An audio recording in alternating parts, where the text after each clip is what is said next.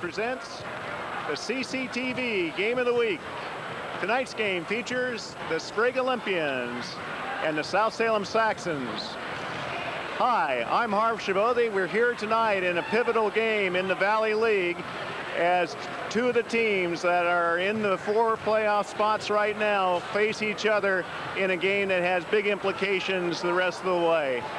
Joining me in tonight's telecast is Alan Bushong. Alan, how does this game shape up? Well, first of all, Harv, I think I should mention that John Piper, who always does such a great job with this, is ill.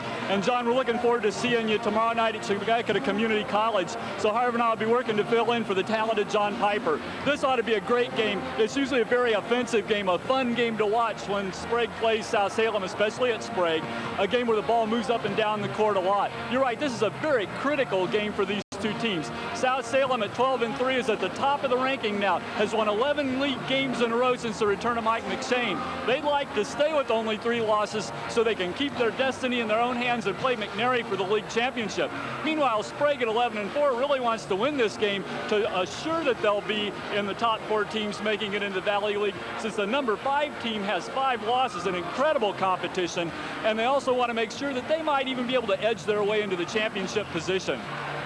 Well, this could be a real barn burner, and we have a real rivalry between these two teams, as you're well aware, Alan. These teams really hate each other. Well, they're 2 South Side teams. These kids have played each other in middle school. They probably played in Parks and Rec games. They played each other previously in freshman and junior varsity. You know they're going to play really hard, and now there's an awful lot at stake because these records for both teams are just so good.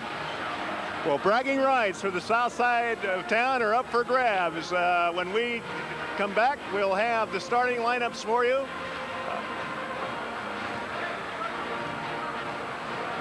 Tonight's ball game is brought to you by our friends at South Salem Round Table Pizza. Get real, get Round Table, located in the Sunny Slope Shopping Center.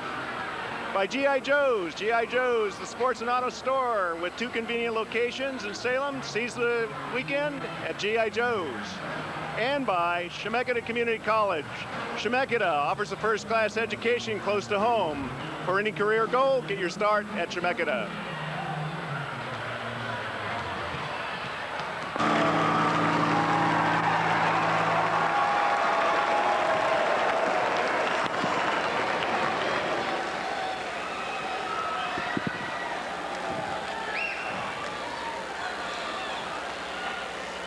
And now the starting lineup for the South Salem Saxons. At a corner position, 6 foot, a senior, number 14, Kyle Carlson. At a guard position, 6'4", a senior, number 24, Mike McShane. And at a post position, 6'7", a senior, number 42, Theo Green. Also at a corner position, 6'4", a junior, number 44, Ross Wagner. And at post, 6'3", a senior, number 52, Jeff Harrison.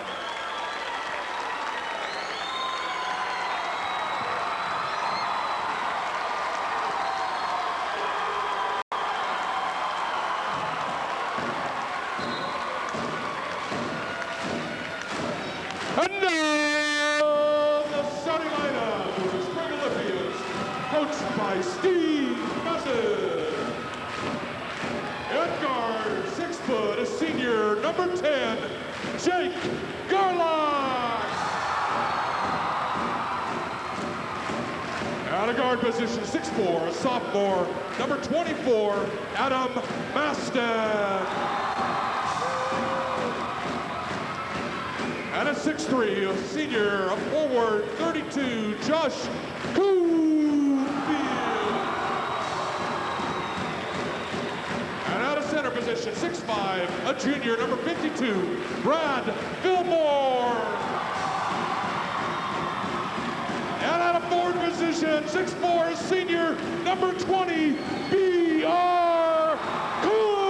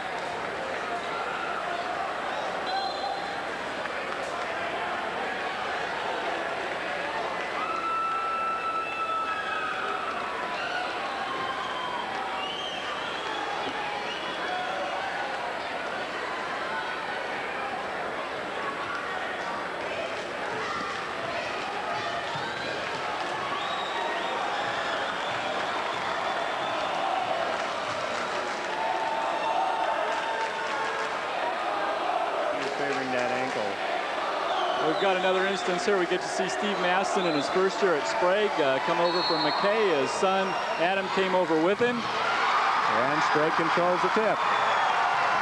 Adam with the ball now. Adam's number 24 on your screen. Coach Masson told us that Sprague would not be in a hurry to shoot the ball if they were in a half-court offense, and I think we saw that last year when he was coaching at McKay. Yeah, he was very effective with that offense. His players are comfortable with it, and against a team like South, that's not a bad strategy at all. Strong to the hoop, but the rebound. B.R. Cook does not put it home. Here come the Saxons. Mike McShane throws it away. Just out of Thalo Green's reach. I think we see pretty early that if Thalo Green's going to get down the court that quickly, McShane's going to look to get it inside quickly. And I think we also see the one matchup where Sprague is a little bit taller, which is Brad Fillmore, who took the first shot. Ball is over to the Saxons on a turnover. Thalo to McShane to the hoop. McShane. Strong rebound, Harrison. Again, Jeff's got it and puts it home. Jeff is really a contributor to this team, Alan. Third leading scorer on the team. A lot of them around the hoop like that. I'll tell you what, I hope our camera operators ate their Wheaties today because they're going to need it. Brad Fillmore ties up this ball game. Mike McShane setting it up for South. And we can see them trying to post up Thalo Green already. And nice sag defense. Jake Garlock with the steal over to Adam Madsen. They're going to need that, too. They're going to need extra help with Fillmore again. That's a matchup I mentioned right away. He's a little bit taller than Jeff Harrison, and I think we can expect to see him handling the ball. So far, looks like it, and it's got him a quick lead. Kyle Carlson, short. Thalo Green, the rebound. Strong to the hoop, Green, but the left hand doesn't go down. They would have counted that one too. That was a very nice move and nice movement for the ball and the rebound for Thalo. Thalo has impressed me, Alan, in his senior year. I think he's shown more moves this year than I was really used to seeing from him last. But he doesn't get the first in the drop, and so the Saxons still trail. What I also like about the game, Harv, is that there's so much noise here, so much excitement. There really is. And we talked about it. These schools just love playing each other. It's good, clean competition. Well, Mike McShane's taken two good shots, but not been able to hit either one. But that was a very nice rebound there by Ross Wagner. And if they're going to get rebounding from him as well as McShane and Harrison are playing underneath, they're going to get a lot of opportunities at the basket. Yeah. You know, McShane, I noticed in the warm-ups, Alan, left for the locker room, and I'm not sure if how healthy he may be tonight. Okay, top of the key, working around the Garlock. Back out top. Both teams disdain the zone, and I sure admire the coaches for that. Nice. B.R. Cook. Sprague working the ball well. Mike McShane brings it down quickly for South. Cross court, Kyle Carlson from 3 points. Won't take it, right into Thalo. And Green misses the shot. Rebound, Adam Madsen.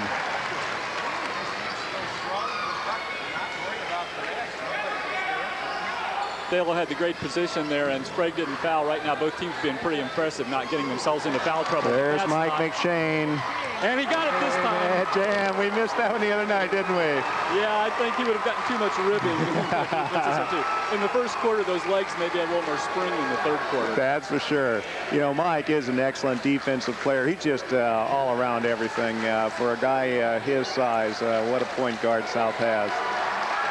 I'm also impressed with how Thalo can move the ball up court. That's something he's going to need to do in college if he's not going to be playing pivot. And, yeah, he should hit, Greg. We can't hear the whistles. No, we can't. Everyone was looking for the referee to find out where he was. He had to look for the hand signals. Mike McShane drags his feet. Sprague has it again with a 6-4 lead. Garlock to Madsen. Adam Maston directing that offense tonight. two awfully good players playing against each other. Adam Maston is just a sophomore, but shown an awful lot of ability. A great pure shooter also. Absolutely. I remember him as a freshman for McKay. That's an unfortunate thing there for Sprague, because Josh Kuhnfield came across the center quite nicely and made a shot, but did what I notice awful lot of players do now, Harv. I think they allow 3 steps in basketball too much. There's so much traveling now compared with what was called when I was in high school eons ago. I was going to say, wouldn't you like to play the game again? Oh, you don't even have to put the ball down anymore. No, you don't. Salem misses a close shot underneath. Rebound, Kuhnfield again. Kuhnfield's contributed big time so far. A foul on Carlson. That's a matchup I think Sprague would like to see more off the defense and off the transition. Mike McShane wasn't able to pick up Adam Maston. No. And Adam took it straight to the basket, and I think South was lucky that he wasn't able to get the shot off quicker because he swished it. Yep. Okay, we're still at 6-4. We're halfway through the first quarter. Jake But they've Garlock. left the matchup. I may be wrong here. They've left that matchup. Adam Maston's a lot taller. That looks like a post-up possibility for Sprague to me. Yeah, it sure does. It also takes Mike McShane a long way from the basket, and a player who's not handling the ball as much. I think I might like Mike McShane closer to the basketball because of his ability to steal. Oh, they tie it up. McShane gets it to feed to Harrison for 2. And this ball game's tied up. Brand new ball game with 3 minutes to go in the first quarter.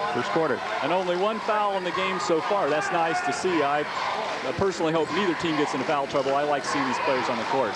Well, we've got 2 fine referees. We've watched these guys all season. The nice thing about them is you don't mention them too much. And I'm impressed. Jeff Harrison, good strong rebound, good position. I want to credit the referees. A great non-call there by the referees on that last rebound. Okay, we do have a foul here. I didn't catch who it was on, Alan. First on B.R. Cook.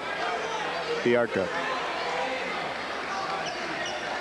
Several of these players we've seen in 2 sports, especially for Sprague. Yeah, that's really nice to see. That's one thing that goes back to our day, too, Alan. We all played 2 or 3 sports. Thalo Green laying that one home. Thalo, who's missed 2 very easy shots, hits a fairly tough baseline jumper. Well, maybe that'll get him on track. The players are thriving with these referees going on the harm rule. This is wonderful refereeing, and we're occasionally critical, but the people watching this is wonderful refereeing. No harm, they're not blowing the whistle, and these players are thriving. He traveled, and no call, but that's the new ruling on travel. That's the way they all do it. Thalo Green with 2 more, and all of a sudden South, who trailed at 6-4, is up 10-6. Actually, I think they trailed 6-2. They did. This is an 8-point run for South, and part of it's because they're now making shots they were missing in the first couple minutes. Yeah, plus the defense has picked up, too. They've gotten a couple of steals. And rebound again, McShane and Green. And anytime you watch South, you're looking to see how much the other 3 players on the floor contribute, and I think that's what we'll need to see today, too. Last game we saw South with McKay, we saw a lot of contribution from Jeff Harrison. And Thalo travels. Ross Wagner's the other one who can come in big time. And Kyle Carlson had boy, he saved them against West Albany. I hope these referees are reffing in the tournament. These guys are great. We like this. See a couple substitutions here. We have number 20, David Miller, coming in for South Salem. David's had a hard week, Alan. His grandfather passed away, and that has hit him particularly hard. He was close, but David's a trooper. He's out here tonight, going to see what he can do to help the Saxons win this ball game. We also see for the first time Matt Leisinger, and it's great to see him back on the court. He immediately takes the ball to the hole and has a chance at a 3-point play. I tell you, Matt can give this team a real big lift. We've also got number 40 on the ball game, Jim Mountain, who has started a few ball games for the Ole's. But yes, if Matt Leisinger can get it going, that is going to fire up this crowd. It's going to fire up this ball team. Gives them a little more height out there, too, and pretty good quickness, and that was kind of a big-time ability after the bump to be able to put that up with the right hand. Yeah. Well, the advantage other also with Matt out there, even if he's not 100%, Alan, he's been there before. He's been in the big pressure ball games. I mean, last year our season came down to just about the same place in the standings. Steal. Great defense, but they have called a foul. Mike McShane got back quickly to block the shot by Aaron Bliss. Aaron into the ball game. We hadn't mentioned that. Well, these guys are doing a superb job of officiating, and they said there was a body bump there. McShane was very clean up at the basket, and he did not allow the uncontested layup. No, he didn't. We've seen Mike sometimes pick up some very unwise fouls, but I think that was a very good one to take to try to stop the basket. Nearly was able to do that cleanly. Yeah, and only his first foul, and with a minute 27 left in the quarter, not a bad place to be. It was an uncharacteristically bad pass for him, though, that caused that breakaway. It was. Don't expect to see that from Mike. No, Aaron Bliss puts it home. Coach Steve Madsen really likes Aaron Bliss and what he's contributed to this team. Okay, we see another foul. All of a sudden now we're getting to hear those whistles a little more, Alan. But you can't let it get too physical. David Miller out to McShane. Kyle Carlson can't handle it. Thalo recovers it. Tries to get inside to Harrison. No look pass. Would have been better to look that time. I think so. We had two Olies waiting for that. Madsen, Nice strong move to the hoop. And the Olies are up 13-10. We were at 1 minute left now in the first quarter. That's an awfully nice move for a sophomore to get into the center, to not take the ball all the way where he could get in trouble with a charge. And Jim Mountain forces the jump. Where's the possession arrow? It belongs to South, but Sprague gets the next one. Yeah, that's always worth half a possession when you get the tie-up like that. Absolutely. Jim Mountain. Excellent play on Mike McShane. Mike turned around, and guess who was there?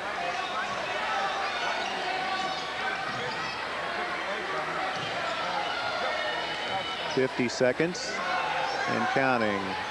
If that's what I'm looking for from Thalo right there. If he can do that, if he can get that good first step. Jeff Harrison, good strong rebound. The one thing I like about Jeff Allen is just the ability to do exactly that. He gets what a lot of people call garbage points, but they're two. They're the same as a sweet jumper from the outside. Okay, And Jeff Harrison has 6 points, and that's what we're talking about. They need more than Mike McShane and Thalo Green. Adam Masting trying to set it up. Now it's the Olies playing, it looks like, for the last shot at 13 seconds to go. I think they want to limit the number of possessions that South Salem gets. No foul? There is one now, though. Matt Leisinger maybe, or Aaron Bliss. Let's see who it's called on. They were both around there. It's Aaron Bliss. We heard some boos, but that was a brilliant call. The referee waited until harm was caused by the contact. When Mike McShane lost the ball due to contact, not with the ball, but with him, the foul was called. That is textbook refereeing. They're doing an excellent job. Excellent job. McShane letting the ball bounce to save a couple seconds. He's going to put it up. He puts it up, and he's not going to get it. Okay, we're at 13-12 at the end of the first quarter. The South Salem cheerleader muffed catching the long shot there, and that's the reason for the Sprague fans. Alan, we want to look at the standings while we got an opportunity. Yeah, let's wait for our crew to be able to put that up there so people at home can see just how tight this Valley League race is. And I can't remember a time, Harv, when we had 5 teams that were just all within a breath of each other. Okay, we're wanting to see these standings. Let's go ahead and talk about these standings that we have in the Valley League. We have McNary, and these standings are a little bit old, actually. We've not had time to update them because we now have South Salem and Crescent and McNary at 12-3. Crescent Valley and Sprague each have picked up a loss, so they're at 11-4, and West Albany at 10-5, all very competitive. McKay playing very well this year, given the turnover they've had on the team at 6-9. Corvallis 5-10. Lebanon and South Albany at 3-12, and North Salem with a lot of height, but a tough year so far at 2-13. Well, a big game, obviously, for South Salem tonight. If South Salem and McNary can play out the string, that is, win their last 3 ball games, either one of those gets a free trip to Memorial Coliseum. And as you're well aware, Alan, when you get into the playoffs, the less games you play, the better. The faster you can get up to Portland, and the less opportunities to suffer a loss or an upset or an injury. You're just in much better shape. And I believe South Salem and McNary play each other near the end of the year at South Salem. Yeah, in fact, it's Tuesday night, so this game very, very big for South, but even bigger for Sprague, and we can talk about that. It was a game that we were originally going to do, and fans may wonder why we're not. It's because we've started. Aaron Bliss from the outside. We started covering the Kaiser City Council on a small pilot project of services with them, and because of President's Day, their council meeting's on Tuesday night, and we cannot do both. It'd be a great game to do. It would be. We see a lot of weak side help there. Thalo Green had 3 white shirts around him, and one of those, Adam Maston blocked that pass. Okay. We've got Maston with the ball, the jumper, he's got it. He looks like he wants to shoot more tonight, Harv, and he looks like he's got a hot hand. Yes, he does. And a traveling call, I believe, on McShane. McShane trying to pass inside to Thalo Green. And Barry Adams doesn't like what he sees. And rightfully so. South Salem had about a 3-minute stretch where their offense they were running quite well. But after that, we're really not seeing good South Salem offense. We're not seeing good looks at the basket. We're seeing Sprague, not a lot of crisp passing and not a lot of ball movement. And when the ball goes to one person, they're keeping the ball, and you see 3 Sprague players there immediately. I would expect to see the ball move much faster after this timeout. Well, we'll be looking for that. Barry Adams, of course, has been here before, the winningest coach in high school basketball. He's currently active here in Oregon, over 600 wins at a lot of different levels. So he's been here before. We'll see what he can impart to his young Chargers. I should probably stand corrected. Why should I be giving Barry Adams some suggestions? We might also see some kick out. If some of the South Salem players have a hot hand, those Sprague players are collapsing so quickly, I think that 19.5-foot line out there is going to be relatively unguarded. Yeah, I think you're right. South has not put the ball up much from the outside tonight. When you really look at where their point productions come from, a lot of it's been from Thalo Green underneath, or Jeff Harrison picking up easy baskets. That's Pressure now from South. We've not seen a lot of substitutions either. It's going to be interesting to see which coach relents first and takes off what's the best set of players on the court for them. Lysinger from the outside for 3, doesn't hit. Mike McShane with the rebound. South down quickly. Yeah, this is what I want to see. What is South Salem's offense as designed by the winningest coach in history? Call Thalo Green to the hoop. Yeah, pretty good strategy. Yeah. Stolen. Oh, the shot is blocked. It was an excellent steal by John Riddle, who just got into the ball game. We now see Ross Wagner getting to guard Adam Maston, who's going to handle the ball a lot. Once again, we've got Brad Fillmore. Brad's had a big night so far. And we are at 19-14, 6 minutes to go, second quarter. Sprague's defense probably as good as we've seen it this year to this point. Yes, I will have to admit I've been impressed with South Salem's defense prior to tonight, but Sprague is playing excellent ball. To the hoop goes Riddle, and he's got it. Yeah, and an awfully big assist there by Mike McShane, who really made that play and made it work. Aaron Bliss to the hoop, and charge, I think. Charge call, could have gone either way. I agree, and I'm from the school which is the defensive player has to prove it. Yeah. So in that instance, I think I would have seen it the other way, but these referees are doing a great job and they're there, and it could be that Mike McShane, with all of his ability, really got there in time. Yeah, the thing I couldn't tell from our angle, Alan, was whether Mike had both feet down. His body looked like it was in the right spot, but I couldn't tell with the feet. I thought they were moving. South Salem still needs to move the ball more quickly. We have some players posting up that are wide open that are not getting, or at least have the post-up lane clear. And once again, the ball is in one spot. Yeah, David Miller is rough. Yes, Thalo got called for moving pick, and I wanted to see if that would be called. He stepped out in order. Mike McShane did not cut closely enough off. Thalo stepped out in a Patrick Ewing style move. Patrick gets away with that in the NBA, but these referees level. are on top of it. Not at the high school level. We don't do that. When South gets the ball back again, we may look for David Miller. He's their three-point shooter. He has not taken a shot yet. He is in the ball game, but they need to open up a little bit from the outside. Sprague has a mismatch off that pick there when a switch, and we now have, there's the mismatch, and there's the foul.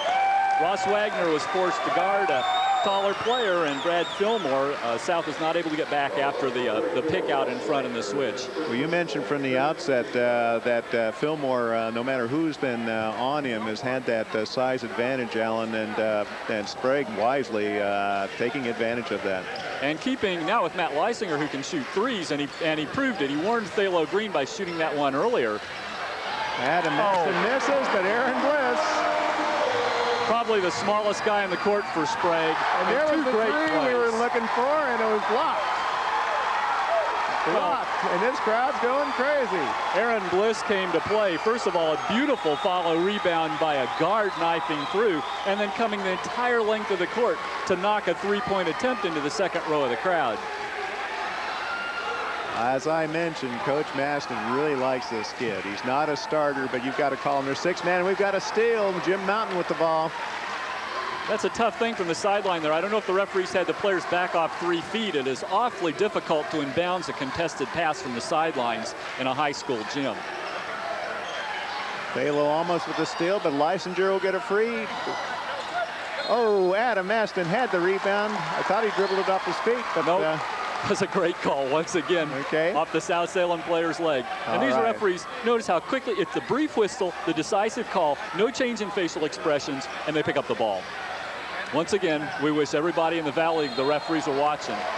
That one I might have called the other way. I think that one actually did go off Fillmore's foot. I thought so in the second time. Brad's looking over at the bench like maybe that might have been a lucky call. But we got to remind people that 2 referees watch 10 players, all of whom are trying to get away with the most possible. That's a tough assignment.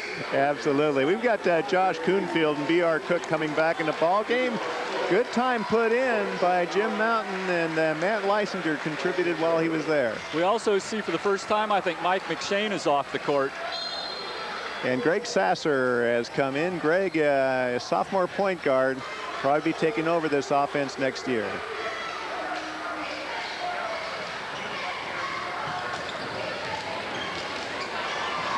Oh, BR throws it away.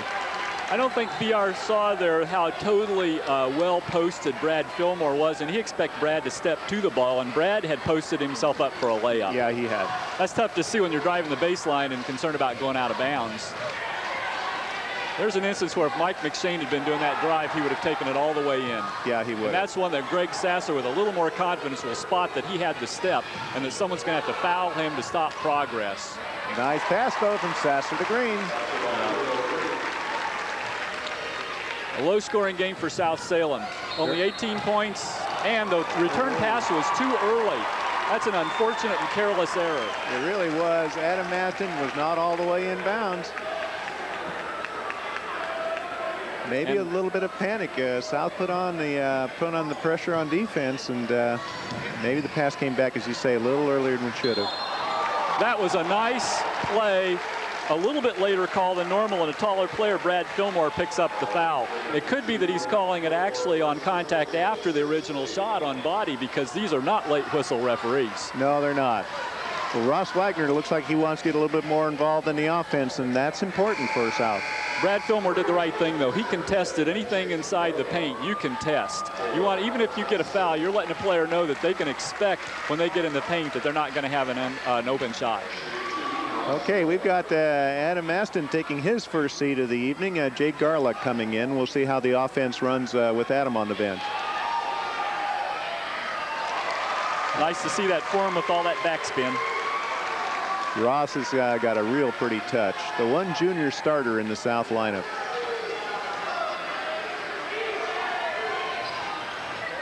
Not this time.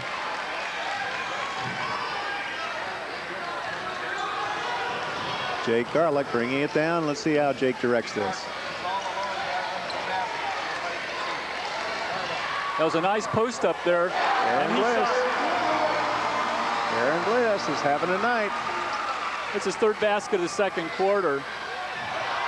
I think that was a good no call. There's a lot of yelling, but that's what I would have done too. Yeah. I think the defensive player was leaning out, trying to get something. The offensive player came as close to straight up as you could. That would have been my call. I agree. And important basket from John Riddle, who hasn't been a big contributor scoring-wise at South this year, but that's at least a couple hoops tonight, Alan.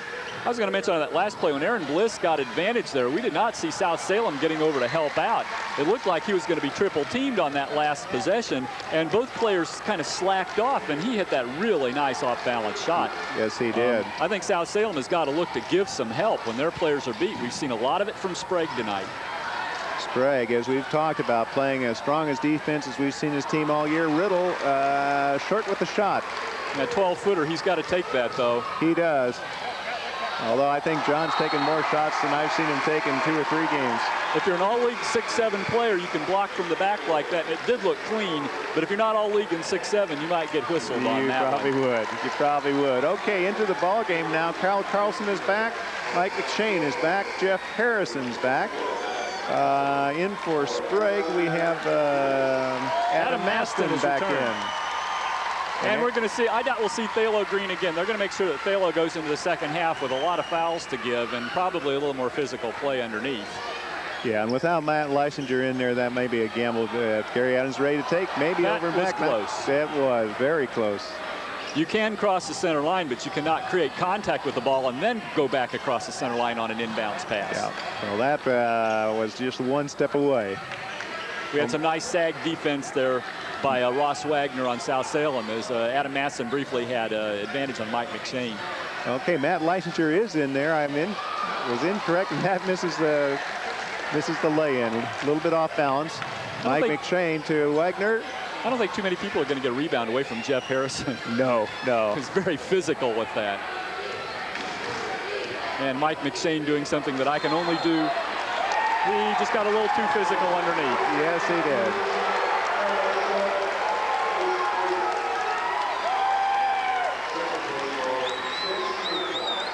Okay, another nice job by the referee. Jeff was unhappy, but he walked away from it. There was no problem there. I think some Sprague fans might have liked a technical foul called. Not necessary. Well, Jeff's just a competitor in everything he does and every sport he plays. He's going to have to now. He's several inches shorter than Matt Leisinger, and he is much more physical, so we'll see. We got a foul call, and it's on Mike McShane. And I wonder if Mike McShane will play the last 134. It's going to be interesting. We're at 23-21 with 1:34 to go. And it looks like he is, Alan. We watched Mike McShane on Monday night pick up 3 fouls that were really beneath a player of his caliber. And I think his fouls tonight have been a lot more competitive in nature. That he needs to keep himself on the court, and he needs to not foul Adam Maston, who since 6th grade, when he was the 6th grade free throw shooting champion in this city, is a person that you do not allow to shoot unguarded from that spot on the court. No, you don't. And the ball stolen. Jake Garlock. Garlock on the steal, and Thalo Green is going to come back in. Yeah, Barry does not want to go in down by 6 or 8 points. It could happen. Kuhn feels strong to the hoop, almost gets the tip, stolen away from McShane. Garlock underneath, puts it in. Well, we did have Barry Adams unhappy about that one. Contact with McShane was not called. Kyle Carlson for 3, it's not there. Strong rebound, Wagner right back up. Check by B.R. Cook. Oh. And McShane throws it away. Right idea, and we may have to set our clock camera on that one. That ball whipped through in a hurry. It'll be interesting to see now if Sprague tries to hold the ball. 55 seconds is a long time. My sense is we're going to see them spread the court, look for something easy or kill some time. Adam Masson, when he's handling the ball, you just cannot foul. Mike McShane's not even guarding him. This has been an impressive display by the Sprague Olies over the last 2 minutes. Talk about hustle. Now, with 10 seconds to go, do you try to post up Adam Maston on Mike McShane and pick up number 3, and that might be a possibility. Well, I tell you, you got an opportunity to pick up 3 either on Mike or Thalo, and that either one would not be a bad way to go. I think Thalo's only got 1 foul. I've got him for 1. Okay, I thought they had 2. Well, I missed 1 foul being recorded, so it could be a second one. Well, if Mike's the guy with 2, then I would agree with you. Even if you don't score in a post-up, you draw the foul and have a potential for an 8-point lead going into half. Yes, he was picked off by Matt Leisinger, but McShane came through brilliantly. But Leisinger freed himself. And the tip is missed. Boy, 2 opportunities. And there was very nearly a foul at the end of the half, but not called. And it was almost a very bad, unwise foul. Very much so. Instead, though, here at the end of the first half, we have a tremendous defensive first half by Sprague, and the halftime score is Sprague 21, South Salem, or 27 rather, South.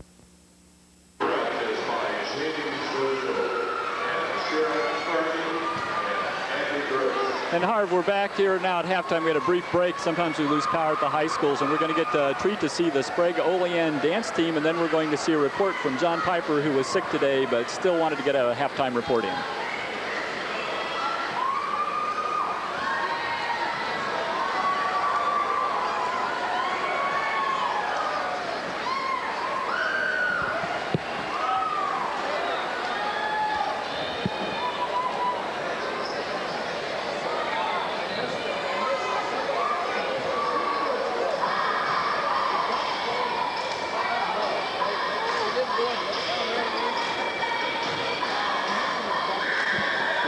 Pull your mic back. I just missed the one too.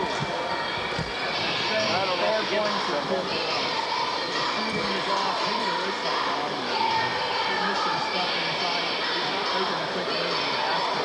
And I think Barry's the coach down the road. If he's going to penetrate, he's going to need to kick that. And they're going to need to get the corner a little bit icy. Because that's not really good. The team with him, just about 5 guys play the ball.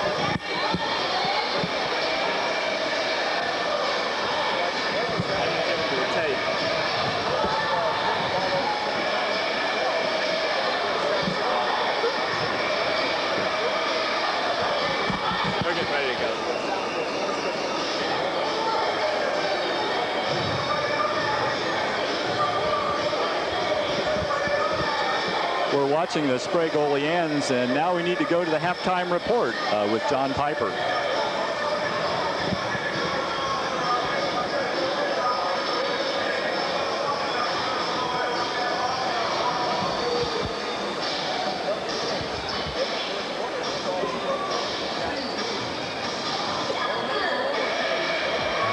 Students from several Salem Kaiser high schools are getting ready for the 1996 Oregon High School Mock Trial Competition. Sprague High School will be entering 2 teams in the regional competition, which will be held March 9th at the Marion County Courthouse. Mock trial program is to teach kids about courtroom procedures and what attorneys do for a living, as well as judges and other court people. It also is a really good exercise that helps them learn how. Yeah, they've got to do something about that situation, although, you know, we don't know how healthy Mike is. I was a little bit concerned during the warm-ups. He didn't spend an awful lot of time out with the rest of the team. I also have to wonder, this is the only week of the year, and this is due to the flood, that each of these teams has to play 3 games. South Salem is not very deep this year. And with Mike McShane having had leg problems, and I don't see him yet back out on the court, I wonder if there is a problem here in having to play 3 games in a 5-day period. Well, there could very well be. You're right, he isn't out here, Alan. And we saw this situation last night when Katie Edmonds got hurt a little bit. It's kind of like if you're the team that's down, or there's Mike, but he's certainly not spending an awful lot of time warming up. No, he's not. And when I saw a new player, I think, up from the JV from last year, Darian Solomon, I was wondering whether we're going to see him again or not. Well, he is back, but you've got to wonder if this game gets out of hand, especially with the tiredness and the fatigue, how long do you stay with your star players? You had to wonder about that last night, for example, with the girls' game. When Sprague was in a situation, they had a playoff game coming up on Tuesday. How long do you stay with your stars if they start getting hurt? South's got a big game with McNary coming up on Tuesday night. Even if they lose here, they're only a game down and can tie it right back up with the win. So it's kind of like if they do drop behind and McShane is hurting, do you make that decision? And if we get a chance to take another look at the Sprague team here, good news for the Sprague team, a lot of minutes from Matt Leisinger in the first half. And if we see a lot of him in the second half, that will pose a real problem, I think, for South Salem. South Salem does not have the height to match up at 2 tall positions. They have a very physical player in Jeff Harrison, but they're not going to have the height. And I think we may see the referees call a little bit tighter second half. They let them go a little bit the first half. I wouldn't be surprised to see the defensive intensity pick up and some teams get into the 1-and-1. Well, in the first half, I think maybe that was one of the differences that I noticed between the 2 teams, Alan, especially towards the latter part of that half. I thought that defensive intensity on the part of Sprague was, and you mentioned it, was as strong as we've seen it all year. I am certain that both teams know the importance of this game, and I would expect to see that from both teams. It may be that the second half may come down to who is able to pressure the ball more greatly than the other team and get some turnovers, and conversely, who can handle that to break it for easy baskets or convert on a half-court offense. So it's 2 critical elements for teams. How do they handle that half-court offense, and what can they knock loose from the other team? Well, and the other thing that I've got to still look for from South that I think can open up their game inside, Alan, is you've got to take a look for some outside shooting. They did not hit anything from the perimeter at all. 14 of their points came from Thalo Green and Jeff Harrison, and I would agree. We saw a lot of sagging from Sprague on those 2 players, and when there are 5 players around the ball underneath, somebody is around the 3-point line wide open. Yeah. They've got to take advantage of that, because if they can pack it in, then McShane can't drive to the hoop either. There's going to be bodies to pick him up. So somebody is going to have to pick it up from the outside, maybe McShane. I think we'll see in these first couple possessions what the coaches really want. They've got the players' attention from halftime and from the last huddle. It'll be interesting to see what we see on these first couple possessions. Who does the coach want to have shooting the ball? Okay, we're going right back underneath the green, but it may be coming out. Nope, Thalo takes it to the hoop and scores. Thalo handled that extremely nicely. He was double-teamed originally and did not shoot off the double team, but waited for it to clear. Coming right back. It's Brad Fillmore. 2 players on the court, and Thalo Green whacked his nose pretty hard. Don't see any blood, though, Alan. He's up. You watch games in Indiana. Yeah, that's right. What I'm impressed with immediately is neither coach is satisfied with the half-court offense. We see great transition basketball, both times beating the team down the court that had just scored. Yeah. Brad Fillmore in particular, the basket good by Green. Brad Fillmore had Thalo beat him at one end, came right down the floor, laid it in at the other. Well, I think what happened was Thalo got beat so badly he just stopped and ran back the other way. And Brad then was caught down court because he had done his job. Yep. Okay, Adam Masden running the offense again for the Holeys. And they're working very hard. Brad Fillmore is working hard, and he had a nice post up there that actually the South Salem guard defense was good enough that they couldn't get the ball inside. Coonfield's shot is too Whoa. much. Now, there was an instance where if South Salem had recovered, Mike McShane had a breakaway. Yes, he did. That's one where I think a couple South Salem players lost track. 4-point turnaround by not picking up that loose ball. Absolutely. Brad Fillmore, what a night he's having for the Oles. And that may also be who wins this game. When the loose ball's out there and both players are 10 feet away, who gets it? Yeah. McShane from the outside. I don't know if that was a pass or a shot. Taylor Green had to be over the back, right? I believe that was a pass, and yes, Thalo is called for over the back. That is his second foul. Okay, well, we still have some fouls to give. But boy, if that was a pass from Mike, it was weak. I just don't think Mike would have a shot that short. No, I wouldn't either. That was tremendous help side defense from South Salem, and the travel is not called as usual, and a wonderful shot. Jake Garlock struck near the hoop. It's impressive. The Oles are getting contributions from everyone. What I like about that and what South Salem needs to do is the collapse on Adam Masson. He kicked the ball out. Then when the defense came out, he beat the first man. Garlock beat the first man on the dribble and had a layup. Okay, 9-point lead now for Sprague. South needs a basket badly. They tried to set up the three-point shooter. They tried to set up Ross Wagner there. Now they're trying to set up Thalo Green. To Carlson. And he's got it. That ought to be 2 points. Reverse lay-in, not good. Harrison battles for it. And the rebound is Adam Maston. Here comes the Oles. B.R. Cook. No good. Nice. One more time. It's Brad Fillmore. Mike McShane to the hook. Hook with the basket. And we're back to a 9-point lead. And the Sprague fans wanted something that did happen there. They wanted to travel. Here we go. Carlson to the hoop. And a check for Jake Garlock. What an intensive defensive effort by the Sprague Olympians. I love it. And they're letting them play. Barry Adams didn't want to let him play quite that much. He would have liked to see a line out of that with all that advantage. And they're going Michael to shoot that, and he was definitely fouled. In fact, you can pick which player fouled him because there were two of them. They won't call it on both of them, will they? Now, I thought that was B.R. Cook that they would call on that one, and that could be a problem now. B.R. with 3 fouls, and he's an awfully intense player.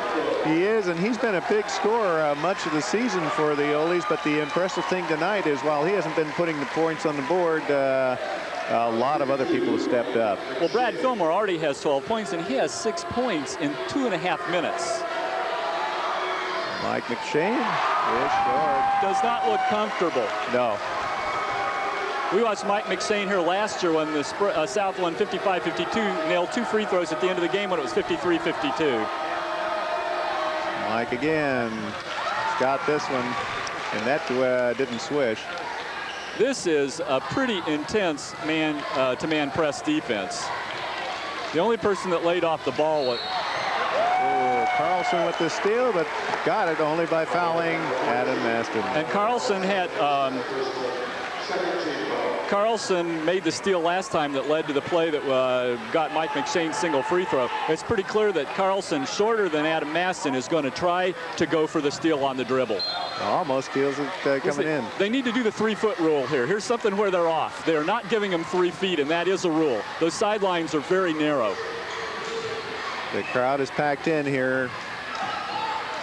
Tell you what, you can almost stick your hand on the ball if they don't enforce 3 feet. That was a heck of a shot. It was Matt Leicester with the hoop. That was a big league shot over an all-league player. The lead is back to 10. And Leisinger's going to, oh no, I guess it's Fillmore. Thalo had posted up pretty impressively there. Wasn't being denied on that one. Yeah, and I think that we are going to see more fouls called in this second half. It's much more physical, a lot of action. Inbounds pass to Thalo Green. Doesn't put it home. Jake Garlick the rebound, and here come the Oles. Well, down by 10 points. That is a shot. Hey, I'd go with that no call also. Mike McShane almost looked like he took a little dive on that one. Yeah, it just didn't look like enough contact in order to do anything on that. There's a travel. Now there was a travel, and Barry wanted it earlier, but the problem there is he's taking 2 steps and then taking a 3rd one to go to the basket. Well, 2 players can do that. Mike took a few less steps to do it. Yeah, well, the problem with what Adam Maston did was he took a step and then he took 2 steps for the layup. Adam feeling it now. Comes up short on the shot. Kyle Carlson with the ball to Mike McShane. Mike drives, passes to Thalo underneath. Thalo can't get it to go, and it's off Green. Thalo's pretty unhappy with himself for that. He was a little bit deep, though, to the basket. He was a little tight to the baseline. Yeah, he's expressing some comments to the referees. I think he's really more frustrated with himself. And he better watch for a foul now, because Matt Leisinger, being also an experienced player, is going to work that to see if he can get Thalo to push. We saw Jim Mountain there try to release deep to give the other option on that tight press, which is the deep pass. And we might watch for that in the future. All right, here's Fillmore spotting up and hits it. Well, he's a player of the game so far, 14 points, and he's just hitting everything he shoots. Well, sometimes you get into those kinds of zones, and the key is they always recognize it. They're giving him the ball. Jeff Harrison and Matt Leisinger are going to bang on each other a little bit underneath. Thalo Green. He'll put it up. Tries to get the spin off the hoop, and I don't know. This may be on Brad again. If that's Brad, that's 3, and that's a problem, because if he keeps guarding Thalo, Thalo will see the ball every single possession the rest of this quarter. Yep, it is. It is on Fillmore, and it is number 3. I wonder if Matt Leisinger is feeling he did guard Thalo at the end of the 2nd quarter, and I would expect to see that. Now we have David Miller in, perhaps, and he's in for Ross Wagner. Perhaps we're going to look at some kick-out passes here. Yeah, he is their outside threat, and when you're down by 12, you need something to pick you up. It's a very short lineup on the court for South Salem. Well, defensively, I think it might be a stronger unit. Jake Garlick is coming out, and Aaron Bliss, a strong 2nd quarter, back in for the Oles. Kind of surprising that 2 guards are up on the tight position for South Salem, and they've got a banger like Jeff Harrison back, and I can see why. He plowed through the lane. All right, here comes the nice press. They break it easily. Have we seen this much from Brad Fillmore earlier in the year? That was an excellent break of the press. No, this is by far the best game I've seen Brad play all year. South Salem is still down 10 points, and this is an instance where I think a Steve Maston coached team with an Adam Maston, a great free throw shooter holding the ball, will not be in a hurry. They've got a mismatch now, and they switched back. Sprague needed to very rapidly get Matt Leisinger before Jeff Harrison could get back. Leisinger falls away, kind of an ill-advised shot there. Oh, a superb call. I know there's a complaint there, but that was a harm situation, and that was a great call from 20 feet away. Yes, it was. Matt Leisinger might have been a little anxious. He was off balance with that shot, Alan. I'm not sure I would have taken it. He could have stationed himself, positioned himself for a better shot than what he took. All right, we're down by 10. Mike McShane saves it. Back to Thalo Green. Nice lane move. And Thalo with 7 points this quarter has really come alive. The point is, will it be too late? Well, they cut it to 8. They can get this down to 5 or 6 at the end of the quarter. They still got a shot. And they call it to South. We had another instance where the fans did not like the play on the contact there between Mike McShane and Adam Maston, but that was perfect no-harm basketball. I may have criticized referees in the past. These guys understand no harm, no foul better than any I've seen in a long time. You said they're an experienced team, and I think they're calling a great game. Yeah, we've seen them before, and I just love the job they do. They cleared the, if you noticed what happened there, Thalo Green cleared out. He took Matt Leisinger with him and cleared the lane for Mike McShane. Sprague now has committed 5 fouls in 6 minutes, and I'm sure they're looking at the instance of trying to get Mike McShane and a couple of their other good shooters like David Miller potentially at the line in 1-and-1 relatively early in the 2nd half. And we may not be far from that. That is not Thalo's shot. He'll take it, forced it, rebound Thalo. He's got it. Thalo looks like he's pumped, and Mike McShane with the steal. A great play by Mike McShane, showing the best of his athleticism. Now that is not so good, Mike. There's no teammate of yours behind your back with that dribble. And that's stolen from McShane. Very wisely, Jim Mountain pulls the ball up. He was 1-on-3, and now Mike McShane has to step back from having made a great play and then a weak play. A little bit too fancy on Mike's part. And then he did not protect the ball. Nice move. Doesn't go this time. Boy, everything else has for that young man, though. Brad Fillmore. And he is certainly working Jeff Harrison, who's an intense player, extremely well. That matchup, I'd be honest, before the ball game, if you asked me who was going to score the most, I would have told you Harrison. But boy, oh boy. Now, Thalo has picked up a foul, but he is, and I thought Matt Leisinger might do that. He is saying there's pushing going from both sides. And that's what Barry Adams will say too. And I would have to say there is. Matt took a dive there. He took a fall, and I think that was a little hysteria. I think that was a little bit of acting. Yeah. And at this now, the referees need to be very careful. All these post-up players are going to shove like mad at both ends. And if a player all of a sudden goes weak-legged in order to go down, the referee has to go play on. Here we'll see. We need to be consistent, that's for sure. Cook back in the ball game, almost stolen by Harrison. They break the press to Leisinger. I think the referee may want to say to Matt, I called that one for you and don't expect that one again in the game. Nice cut. Nice backdoor. From B.R. Cook to Bliss. And the lead is back to 8 points, 37 seconds to go. When the ball's out that far from the basket, you have to watch that play like a hawk because there's such an open space to pass into.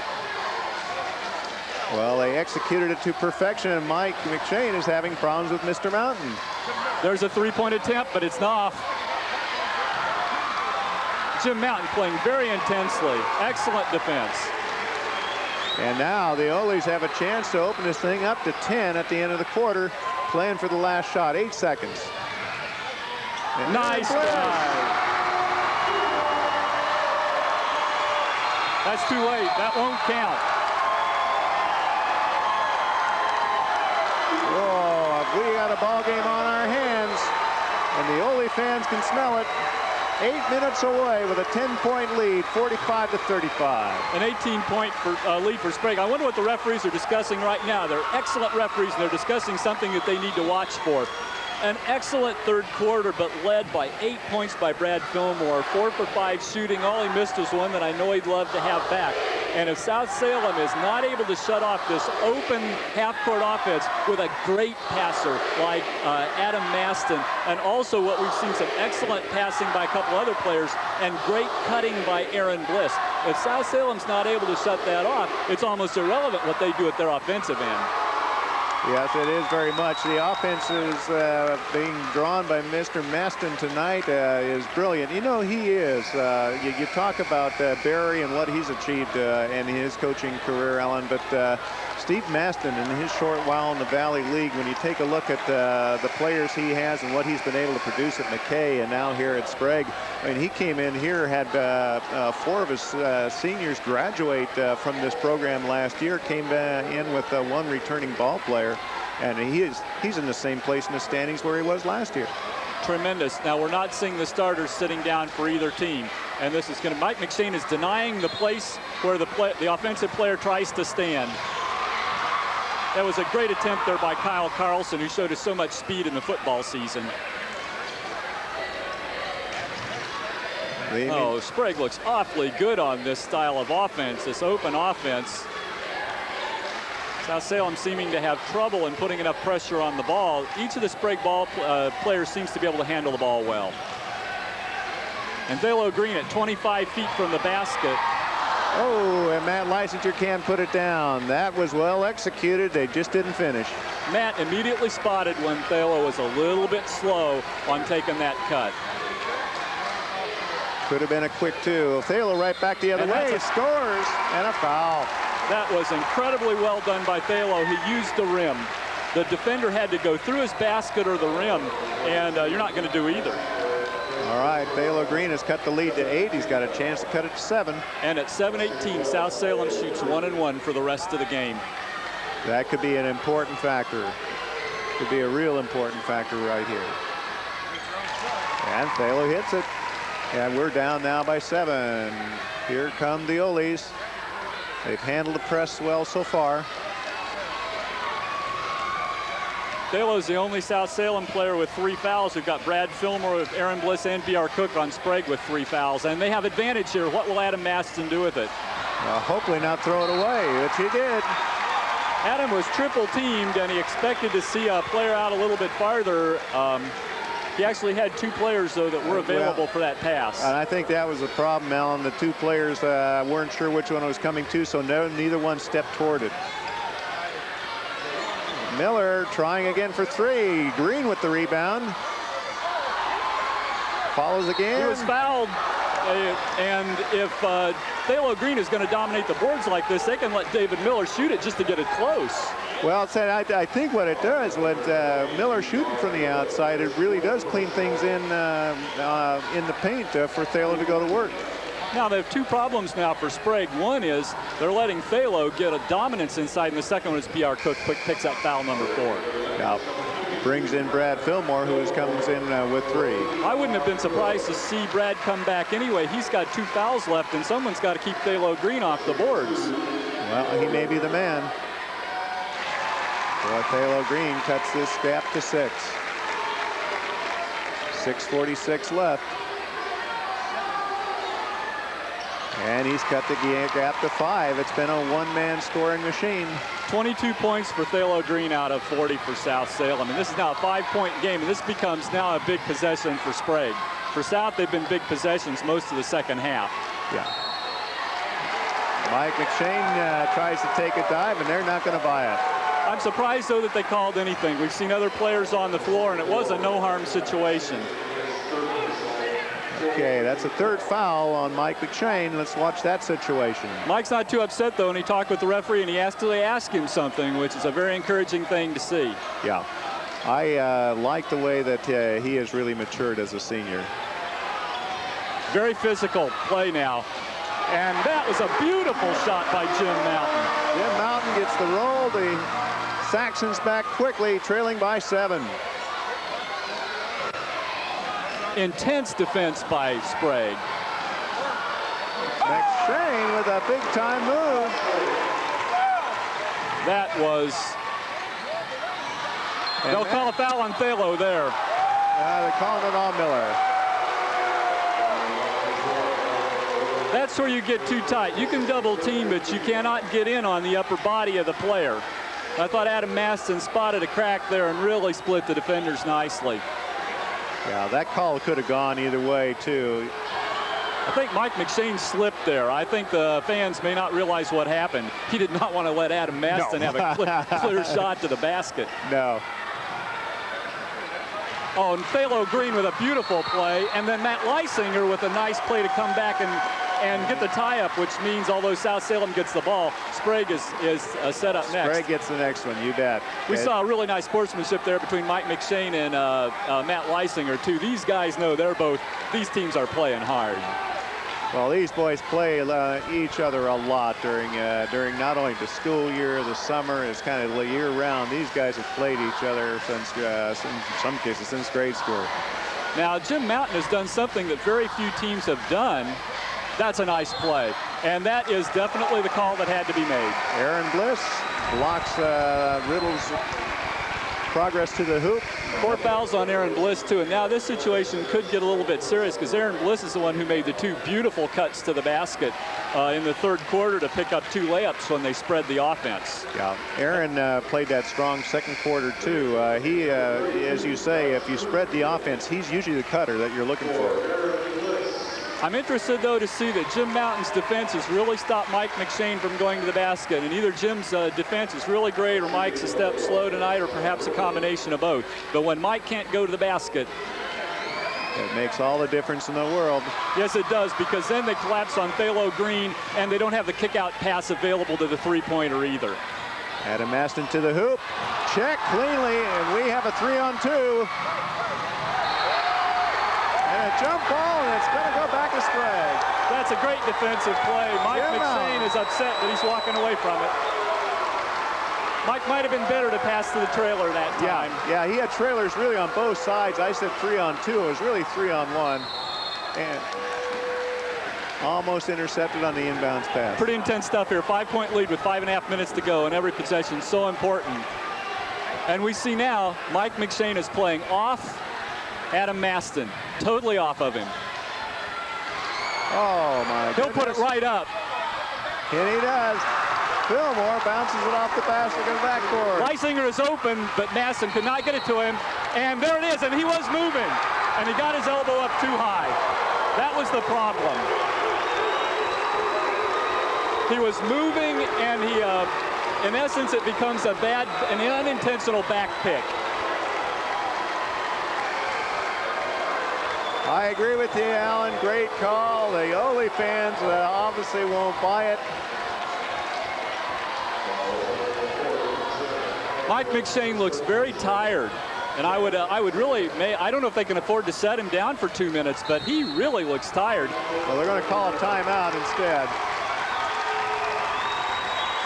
The difficulty with that play, a couple things happen, and the fans may not know this rule, but as a player retreats down court and does not have his head turned, you may not back pick him. You must wait until the head is turned and then give him a full stride. And the head, McShane's head, I don't believe was turned on that play. But the second thing was, I don't believe Jim had himself set. I think he was just kind of in the way. And in the way with your feet moving is a moving pick, and that is an offensive foul. Absolutely. I think Mountain is coming out. Garlick looks like he's going back in. Got to say, he's played a great game. He has. Big weekend for CCTV. Alan, we've got a swim meet, we've got college basketball, lots of things going on. Well, we really do, and we hope that the fans that watch this will watch the swim meet. It was delayed by a week. It'll be on Sunday at 8 o'clock or at 6 o'clock instead of this game and the other game. So watch this on Saturday night, as you're doing if you're hearing us speak. But watch the swim meet on Sunday, and check. This game will also be on again on Monday at 4 o'clock. I should also mention, we are in water conservation, and while we get the opportunity, we talk about a swim meet, but it's very important that the residents of Salem have really cut back their water usage. It's most important to continue that so we can fill our reservoir back up. Please conserve water. You can watch Channel 25. You can listen to local radio or the paper to watch the ways to save water. All right, Mike McShane to the line. We've got a 3-point game. South is now in the 10 fouls, and so they now get 2 shots. This is kind of critical that Sprague has committed so many fouls. With Mike McShane's shooting off, he now gets a second chance. I don't think Matt Leisinger is going to let Thalo Green in either if he misses. So, yeah, one of the problems when you play intense defense, Alan, is you can pick up the fouls, and I think that's what's happened to Sprague. Well, I think we'll see some fouls on South here too. I think the referees are discussing it. They're trying to be very fair and very comparable. All right, we've got a 2-point ball game. 5:03 left to go. Sprague's back in the regular offense. You don't see this ball 25 feet out like you did earlier. They're working hard, and who wants the ball other than Brad Fillmore? Brad's saying, come on, give me the ball.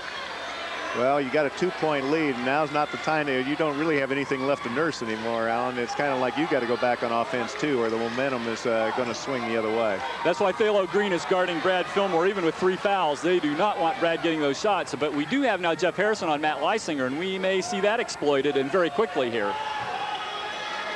Now, Harrison's got the big body, but he's only 6'3". Nice back cut there by Brad Fillmore. And once again, if there'd been a leading pass there, I think he might have had advantage. Wagner Gables does not come up with the steal. It was great help defense there by Thalo Green. Excellent block.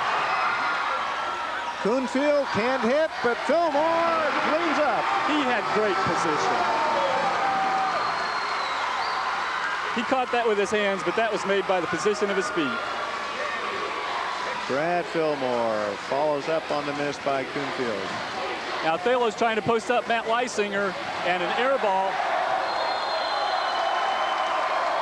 Air ball from Mike McShane, and that brings a few comments from the Sprague fans. Now what happened there when Mike was trying to do the right thing, his guard sagged back in on Thalo to prevent the inlet pass, and Mike said, okay, if you're going to give me 5 feet open, I'm going to take that. But he does not seem to have the spring in his legs tonight. No, whether it's fatigue, a little bit of illness, or both, we don't know. Oh, and Josh Kuhnfield missed Adam Maston on a beautiful cut there where Adam had Mike McShane beat. We got a weave going and a good one. Shane almost with the steal. Back to Garlock. There was great help side defense by South Salem there. That will not count, and that is also the correct play. Yeah. Or the correct call. He was fouled on the dribble before he entered the lane. What we saw there was South Salem with great helping defense, and then we saw Sprague with equally great finding the open white jersey. These teams are playing as well as I've seen them play all year, and they're doing it against each other. Not a lot of points on the board, but incredible intensity. We're at 49-45, 3:16 to go. Matt Leisinger got the baseline on Thalo. A very late call there. I'm quite surprised. I am too. I thought there was a foul, Alan, but when the whistle didn't go, I thought they weren't going to whistle it off. And actually, Thalo was the one who peeled off and went to the board, and Mike McShane stayed with Matt Leisinger. However, the guy with the close look there was the referee, and he's called decisively all game. Yeah, and I think it's the right call. I believe there was a foul. We're now in 1-1 for both teams for the rest of the game. Now, South Salem did miss a great opportunity to try to cut this score to a tighter margin.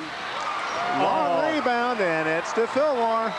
Once again, Mike McShane just doesn't seem to have quite the spring. Normally, I think that's a ball he would pick off, although he did have the responsibility to cut off the shooter.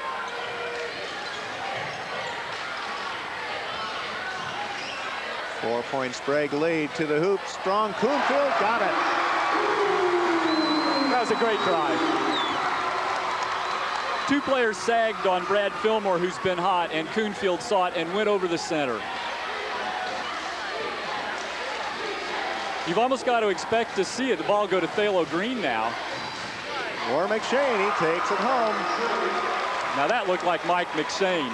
No chance of a charge, opened it up, had a pure angle to the basket. Nice. Four-point lead, 51-47. And just 2:20 to go now.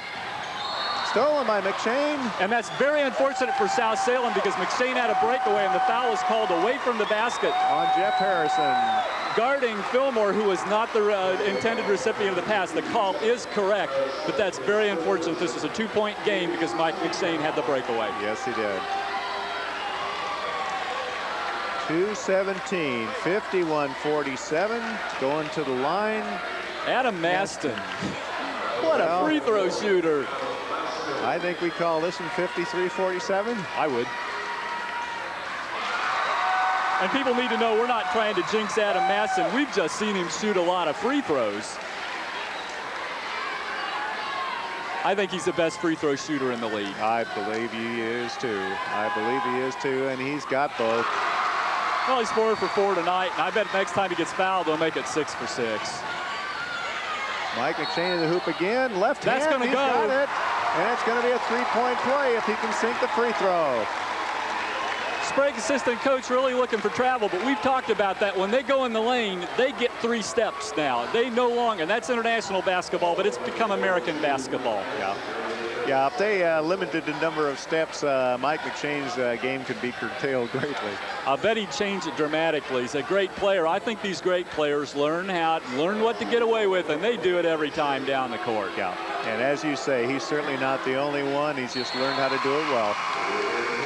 All right, he does cut the gap to 3. And McShane with 10 points in the 4th quarter.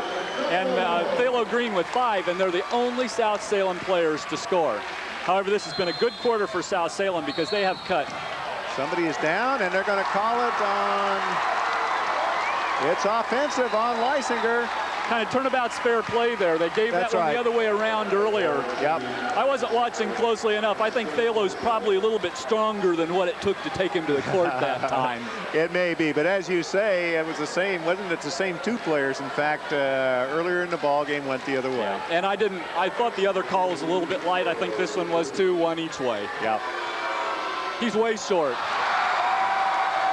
He's lucky it's a 2-shot foul and they let him have another one. And once again, the air ball call comes out from the Sprague fans. Well, he at least needs a draw iron. And we have a substitution? No. The coach may be asking whether an air ball eliminates the second shot. No, they're not, because it doesn't. Brad Fillmore in for Lysinger. They did get some valuable minutes again tonight from Matt. I think this is his first game back. Is that right, Harv? That's the first one I certainly recall. I didn't see the game earlier in this week. It's hard to play a lot of minutes in your first game back. Practice is not the same. No. Thalo comes back like a champ and sinks the second one and makes this a one-basket ball game. Almost stolen by Thalen. Adam Aston now. Big possession for Sprague with 2:07 left to go. 63-51. You expect to see Adam Maston looking for David or Brad Fillmore. Now they might. Harf, I've got my thoughts, but what do you think Sprague will do at this point? They want to convert here. They don't want to be giving South Salem the chance to tie. No, they really don't. And the one thing about Coach Maston is he is very, very patient. Yeah, don't look for him to try to score early here. He's going to go for some kind of high percentage shot. We'll probably see a cutter. It's a question of which one. But the one thing I like about Steve, he's going to milk this clock as best he can. He's been doing it the entire ball game. I'm not sure who we look for to cut to the hoop, but I wouldn't be surprised to see Mr. Fillmore one more time get an opportunity on a rebound if he's not the cutter. Well, and if not, I think if people collapse on Fillmore, we might look for somebody like Josh Kuhnfield to go to the basket. But I'm wondering if we're going to see Aaron Bliss again. I didn't check the scorer's bench to see if we had anyone check in. There's only 2 minutes to go to the game. There's no real concern now about anybody fouling out. Maybe it's Jake Garlock. I think you're right, though. I think we're going to see South really look at the two players who we know have a lot of offensive potential, Adam Maston and Brad Fillmore. And I wonder who the other cutter will be. B.R. Cook is back in the ballgame, and we know him to be very physical.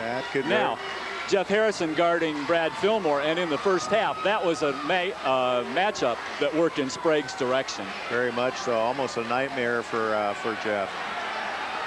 Thalo Green guarding, and Thalo Green and B.R. Cook having a very physical little matchup out there. A lot of speed shown by Sprague on the ball here. Very nice to see. They're not standing around. They're cutting, they're moving to the ball, they're cutting away from the ball. All right, time is down now to 1:30. Minute and a half left in this one. 1-1 for both teams. 2 more fouls on South. It's 2 shots for both teams the rest of the time. Oh, Jake Garlock really had advantage on that cut. But Sprague really not wanting to take chance with passes. No. I think Jake is out there actually to pass the ball. If they wanted the offense from Jake, we probably would have seen Aaron Bliss instead. Jeff Harrison with the call. They want to send Fillmore to the line. Well, I think this is going to be, that's Jeff's 4th foul, although with a minute to go, I guess you don't get too concerned, although we could be staring at overtime. It's definitely a possibility. Is this Brad's first time to the line tonight? I don't mark missed free throws on the score sheet. He is shooting tremendously from the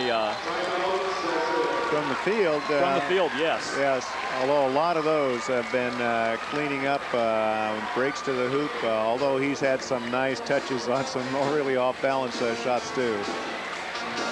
Should mention again, this has been a tremendous quarter for South Salem. They've come back from a 10-point deficit, but the advantage is still with Sprague. They have a 2-point lead. They've got nobody fouled out, and they've got a player on the free throw line with a 1-and-1, and they're able to. And South Salem has not shown the ability to hit the three-pointer. No, so you they can't have really not. say South Salem can trade fouls for three-pointers and pick up a point each time. We haven't seen either of their three-point shooters, Miller or McShane, really be able to put the ball in. Their only three-point plays have come from being fouled underneath. I think we'll see Sprague pretty careful. If Thalo gets wild underneath or gets wide open and it's not a 2-point ball game, I expect to see him left alone.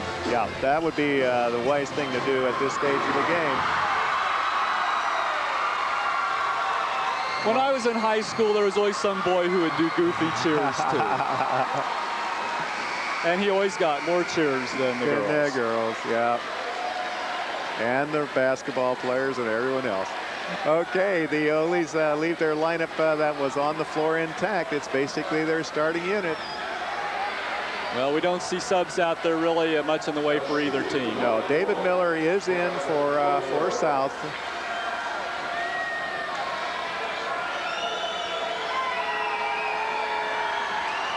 Very nice form.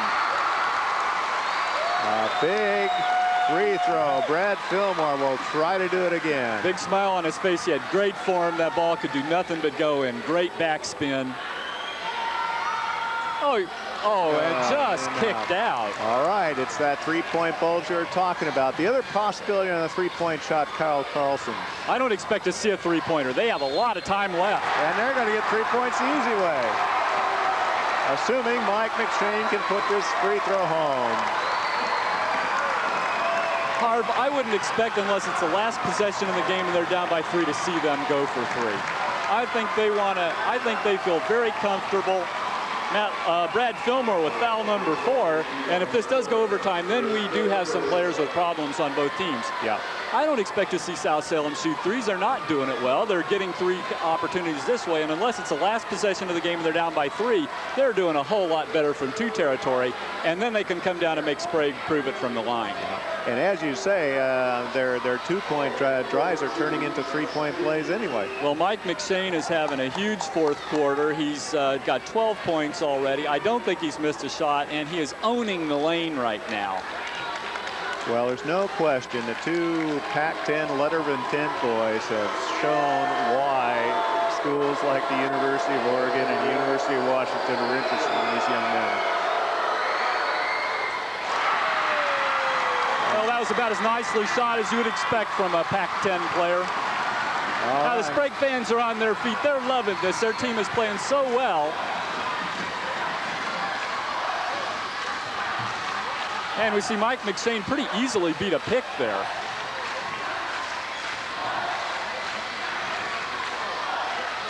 Now we've got a mismatch. Thalo's on a much quicker player. And nice switchback. Nice switchback. I don't think David Miller with the help. Jake Garlock did not notice that the mismatch had created. He ran himself right in to undo the mismatch. South Salem is overplaying every pass, Alan. They're collapsing 2 or 3 players wherever the ball's going. There should be a mismatch sooner or later. There is one underneath. The fans are getting nervous, and now here's the man who'll shoot it. He got it, Brad Fillmore with 4 seconds, 3, 2. Now we have a timeout. Let's wait a minute. I may see time. There will be 3 seconds on the clock. Look at the referee now. It's not the NBA. They don't get the ball at midcourt. But they have another timeout left. They literally could pass the ball to midcourt and call another timeout. There are 3 seconds on the clock. It was a wonderful shot. We knew he would shoot it as soon as he got his hands on it. Nothing but net. Brad Fillmore, what a ball game. From the outset, Alan, he has been the man for Sprague. He has 19 points. He is playing brilliantly. And clearly now South Salem has got their work cut out for them. But as they put time back on the clock, this is not a part of 3 seconds. This is 3 full seconds. It's a lot of time. We saw Duke a few years ago in college basketball with 9/10 of a second. Pass it to the head of the key and get a Leitner hit a 3-point shot. It will be interesting to see what happens, but I think we have to expect Mike McShane to get the ball to either pass or try to drive to shoot. Yeah, I'm almost expecting to see it drive the court. The problem with the drive, though, is you've got only 3 seconds to pull it off. But yeah, I would expect Mike to either pass to Thaler to try to draw the foul or try to take it to the hoop himself. Well, we're probably going to have to stand up to see this, and I don't blame the Sprague fans. I'd be on my feet yelling my guts out, too. Yeah, absolutely.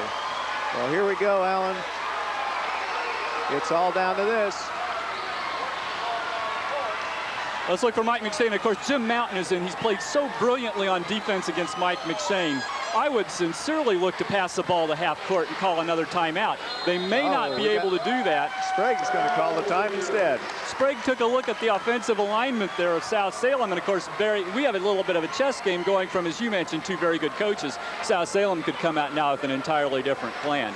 My favorite plan, though, and one that I've seen frequently, and I'll only say it one more time so people won't hit me in the truck, is to get the ball to midcourt and call a timeout, to have 2 seconds then to move the ball 25 feet for a shot, rather than 3 seconds to move the ball 84 feet for a shot.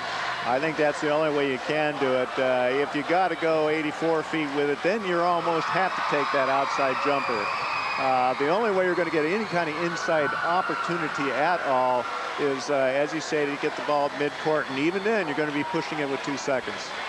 we're going to have one of two different things here. We're either going to have a great ball game and a great Sprague win, or we're going to have an overtime and probably the biggest bunch of nervous people in town. Yeah. Well, I tell you, right now, I'm sure Coach Maston wants to wrap it up now. Yes. Fillmore has got 4 fouls. You can hardly afford to go to, does he have 3? He's got 4, Leisinger with 3, and Bliss and Cook with 4. So you're right. He's saying, guys, let's not let it go any further. Yeah. They did it. They did it. Exactly right. They did it. They got it most of the way, and it barely flipped to 2. And the timekeeper, we didn't have a home court timekeeper with the finger on the clock here either. That was executed about as well as you can execute it. I mean, Barry Adams, we've talked about it before. This guy's been around the block a few times. If I were Barry, I would do one thing. I would call the referee aside and say, give my player 3 full feet to throw the ball in. And if I was Steve Masson, I'd tell my player, stand on top of him and make him push off. Because yeah, exactly right. If I'm Steve, I'm going to say, hey, the referees have been allowing that all night long. Let's go for it. You can almost get your hand on the ball by reaching over a sideline if you don't enforce the 3-foot rule. Now I would highly expect Mike McShane to see the pass in. A 4-year starter, all kinds of experience. He's going to get a shot off in 2 seconds. You would expect. You would also expect it to be a 3-pointer. So odds are, unless there's a foul and 2 free throws, we do not look at overtime. No. I think the last time in the first half I predicted they did the farthest play possible from what I predicted, Harv. Well, now if Mike's going to take a long outside shot, do you challenge it and try to foul here? No, it's 3 free throws. That's exactly right. So. You got to put a hand in his face and expect that he doesn't have enough time to do anything. Yeah. If you put Mike McShane on the line for 3 free throws, you quite likely are going to go home a loser. Yeah, I guess that's my point. This would be an interesting defensive situation if Mike does get the ball. You've got to pressure him, but you can't pressure him too much. Well, I think you want to pressure the pass, and I think you want to try to deny him a space on the floor. If you do foul him before the pass in, it is only a 2-shot foul. That is actually the great importance of Sprague having a 2-point lead and not a 3-point lead. They could foul here, and although you have to watch Thalo on a missed rebound or a rebound of a missed free throw. But the referees, this is such a tremendous referee team. They talked over, I'm sure, 4 or 5 difficult situations. What do we do? What do we do if the offensive player takes a dive? What do we do if the defensive player takes a dive? What I like about these referees is they look as calm as if they're walking to lunch at home. They have handled this game from the outset about as well as we've seen 2 officials do it in a long, long time. This game has been coached well. Look at him move the Sprague players. Look at the official move the Sprague players back and the cheerleaders. He's clearly going to give the throw in. And here Mike McShane is at the midcourt line. Maybe they're looking for Mike to drive, because I think he's going to get the ball there clearly. And Jeff Harrison is unguarded. Sprague is going to play 5-on-4. Jeff is not going to shoot the ball from there. Mike McShane from the outside, doesn't get it. And this is a Sprague win, and a tremendous win for the Sprague Olympians. Mike had a good look. Well, that was a great play. We don't show replays, but they lobbed the ball to a spot on the court, and because of McShane's jumping ability, they knew he would get it. But Sprague equally brilliantly double-teamed the ball, and Mike had an off-balance shot that only an athlete of his ability could have gotten that close. It was close. As you say, we don't have instant replay. Alan, when's that coming to CCTV? Well, we get a slow motion machine this spring, and I think for next year we'll put it not only on football, but we'll put it on basketball. Yeah. However, we do have an end to the game here. We have a disappointed South Salem team, but we have tremendous sportsmanship here. We now have these 2 teams tied with 4 losses. We don't know how Crescent Valley will have done tonight, but we have more of a log jam at the top. Sprague breathing a little bit easier, knowing that they're not tied with West Albany now on the bubble of being the team that doesn't make it. And South Salem now looking at next Tuesday's game with McNary as really a must-win situation. They'll make the playoffs, I think, but a must-win situation to keep in the better queue. Absolutely, and as we talked about before, the cue is important. The fewer games you can play, the better, because you get into that situation. Some team gets hot, you get upset, you get an injury. Whatever the case may be, you want to get to Portland in as few games as possible. I think that what we now should do is prepare for our post game, and so let's go and recognize our sponsors, and then we'll be joining you again after this for interviews with the winning coach and winning team downstairs. Partial funding for today's game is provided by four-year sponsor South Salem Roundtable Pizza. Nancy, thank you so much for your ongoing support of us. Get Real, Get Roundtable on Liberty Road South. Partial funding also provided by a five-year sponsor, G.I. Joe's. G.I. Joe's, a sports and auto store with two convenient locations in Salem. Seize the weekend at G.I. Joe's. And support also provided by Chemeketa Community College. Chemeketa Community College provides a first-class education close to home. For any career goal, get your start at Chemeketa. We're going to get there, Don.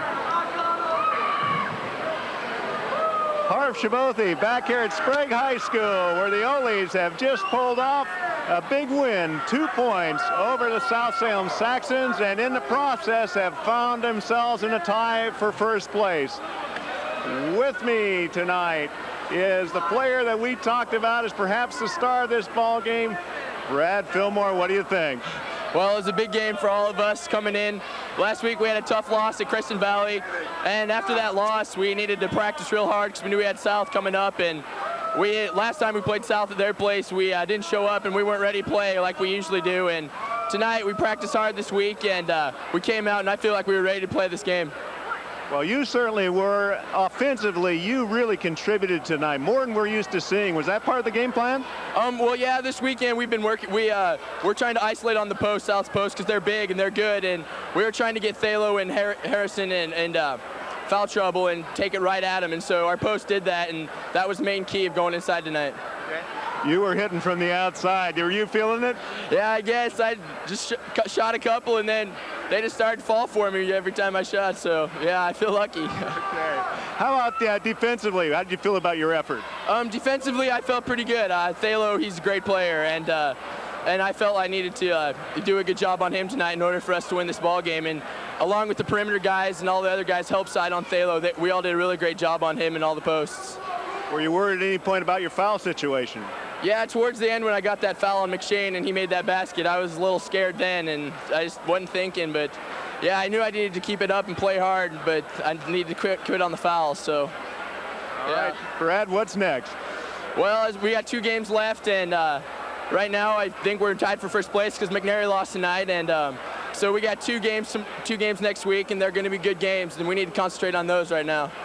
Okay, Brad Fillmore, thank you. Good luck. Joining us now is senior Jake Garlock. Jake? All these years, and finally, South, you've got them. Yeah, it feels great. It's been so long, and one of our team goals this year was to beat South, and it feels so good. I bet it does. I bet it does. And being in first place as a senior, what's this mean?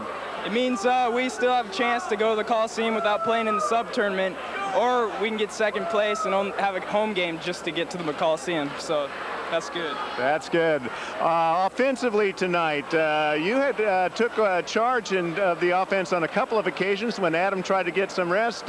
You're used to playing that kind of lead role for this team. Yeah, Adam needs rest a lot. I got to come in and give him a good spell, give good minutes so we don't lose anything while Adam's on the bench because he's a good leader, and I'm just got to get the team into the offense and make something happen. Well, you certainly did that. As a senior, have you thought at all about where we're going to school next year? I've already been accepted at BYU, and I'm going there. Fantastic. Any athletics in your career there? Maybe intramurals or something, but I don't think I'm good enough to make it there. So. Okay. Well, good luck to you, and good luck to the Ole's the rest of the way. Thank you very much. Thank you, Jake. And now we're going to bring in Coach Steve Maston. Steve, tremendous win. Yeah, thank you. It was a great effort by the kids. I thought both teams played really well. Well-played game on both sides. I agree. I was impressed, and in fact, we mentioned it on a couple of occasions in our broadcast. The defensive intensity tonight of your Olympians was as fine as we've seen it all year.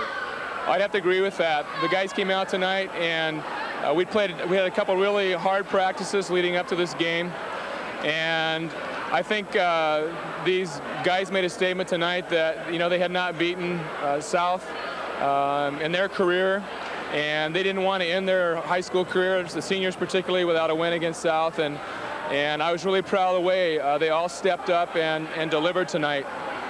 How about that offense? Did you achieve the things you wanted to do there? Well, I think the last game against South over there, we didn't do a very good job of getting the ball to the wing.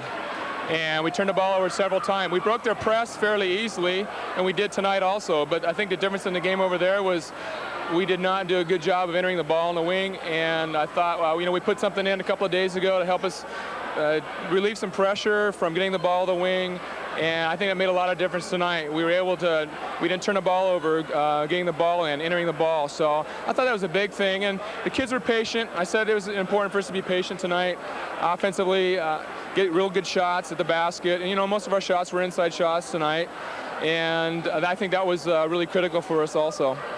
Well, Brad Fillmore, what a ball game from that young man. And only a junior. Right, yeah. I'm glad Brad decided to come here from Illinois, he and his family. A great addition to the Olympian program. And Brad is a pretty good offensive player. He's kind of been overshadowed this year by Matt Leisinger. And I think, and then when Matt went down, BR stepped in and had some big games. And then Brad stepped forward tonight and, he hits some big shots for us, got some big rebounds for us, and, of course, he hits the game winner with 3 seconds to go. So, he has an offense, and he's capable, but, there's been a couple other guys that have been scoring more than he has this year, and I'm glad he picked tonight to come forward with that great game. That he did.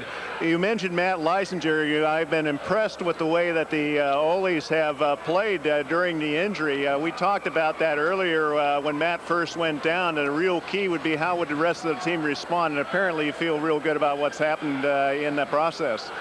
Well, anytime you lose your best player, and statistically, you're going to struggle a little bit. And, we have at times, and but the kids have battled through. And, one of the things about a good team is that people will step forward. And one of the things I really like about this team is that we have people who can step forward on a given night. And it seems like we have a different leading scorer almost every night now, and a good supporting cast. So, the kids have done that. And I think probably more than anything, the offensive end aside, I think defensively is where we've really picked it up. We realize that we have to do a better job of stopping other teams if we're not going to be as productive offensively. And I think we've done that in the last few games. I would agree. And how about Matt's condition right now? How would you characterize where he's at? Well, Matt has a partially torn ACL, and he has a brace, and he doesn't risk any further injury, but he's still going to require surgery when the season is over. And as you can tell tonight, he's not as mobile or as quick as he's been. But he looked like he's moving a lot better tonight than he has the last two games where he's seen limited action. So I think it's going to be an adjustment period. I think he will get better as time goes on. I think the next week he's going to look better and play better than he has with the brace the last few games.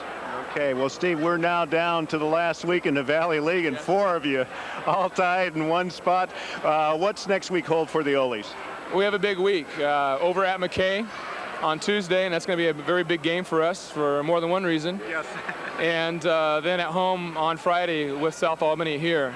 So it's a big week, and I'm looking forward to it. I'm looking forward to having a chance to get a share of the Valley League title. Well, it's a tremendous opportunity. You've come over here, Steve, inherited a program where you only had one returning starter. What a job you've done. You can feel proud of that. Feel proud of the Olies, and I think it's about time that you get a chance to celebrate with the rest of the players. Tremendous game tonight. Thank you very much. Thank you, Steve. Okay, Alan Bushong. Alan, what do we got in terms of the stats? Well, we had a great game to start with. I'm sure glad we put this one on our schedule. For South Salem, two players dominated the scoring. We would expect that, and I think it's unfortunate. It's one of the difficulties they've had this year, and perhaps it caused them difficulty tonight. Thalo Green with 23 points and Mike McShane with 20, and 18 of those in the second half. But the big stat that leaps out to me, Harv, is they're the only two players that scored in the second half. And beyond that, we had Jeff Harrison with 6, but all those were in the first 5 minutes of the first quarter. And then John Riddle with 2 baskets in the second quarter, Ross Wagner with 1 free throw for 1 point. And that's the scoring for South Salem. 2 tremendous players having tremendous games, but once again, there weren't a lot of points coming from other areas. Part of that had to do with the Sprague defense. That was just a tremendous defensive effort from both teams. When we look at Sprague, though, we see a lot more players that are scoring. To start with, we've got Aaron Bliss, who scored 12 points. Adam Masson with 10 points, including the great free throws, and he didn't disappoint us there at all. Matt Leisinger in his first game back from his injury with 5 points. Jake Garlock with 4 points. Those are both on beautiful back cuts. B.R. Cook with 2 points. Also Josh Kuhnfield and Jim Matten with 2 points. But really, I think what had to be the player of the game in your first interview, Brad Fillmore, 19 points, including the baseline jumper that won the ball game. What a brilliant game for Brad Fillmore. He seemed to work very well underneath. He knew when he had advantage, when he had height, when he was a stronger player. He worked that to perfection. That was a brilliant game for him. An excellent ball game, and all of a sudden, Alan, we were talking about how the game for South Salem was big because they're facing McNary and it was a chance to catch back up. They're not going to have to catch up. They're already caught up. We've got 4 teams all of a sudden with 4 losses in this Valley League race. It's amazing that McNary lost tonight. I bet it was on the road, but 1 point to Corvallis. And now look at the log jam, an incredible log jam. And if West Albany won, and I don't know if they did, now they're lurking with real potential. Now they're looking and probably saying, wait a minute now, you know, there are 2 ball games left and we're 1 game away from being one of the 4 to make it. This promises to be great basketball next week, and I think what we really need to encourage people to do is a lot of those great games are here in town. Go out and see them. We are very glad to be starting our coverage of the Kaiser City Council meeting, but it does mean that we will not be doing McNary at South Salem, and what a whale of a ball game that should be. It really should be. And then also in town the same night, we've got McKay playing a spoiler role against potentially against the Sprague Olympians. Well, and then you've got also the Sprague coach and his son who were on McKay last year, and I'm sure the McKay people remember that, and they'll want to, maybe the players will want to prove something to Coach Maston that they're still a real competitive team. We couldn't ask, though, for a better end of a season. This is really what you'd want to have happen. Not 1 or 2 teams run away, a whole bunch of teams at the pack, which means these games are all fierce and competitive. And if played as beautifully as tonight, and we got to give the officials credit for calling a beautiful game, if they're played as beautifully as tonight, what a wonderful way to play and watch high school basketball. Absolutely, and CCTV will be there Friday night too. Who do we have on tap, Alan? Well, we have North Salem at South Salem, which in the past has been perhaps a little more competitive game, but you've just got to figure that the Vikings want to be a spoiler now. They're going to look at this and say, well, it's not our year, but what could we do to South Salem to not make it their year too? It's a wonderful thing, and in all fairness, I think both of these teams, having played 3 games in 5 days, the first time this year, very difficult for both teams. We know that South Salem is not very deep. We know that Sprague's a little bit deeper. They've now got 4 days to pull back, and I would expect both of these teams to come out gangbusters in their Tuesday ball games. I would agree, and Friday would be real interesting too. You know, North Salem has nowhere to go after that ball game. It's kind of would be a sweet way to end what for them has been an extremely disappointing season.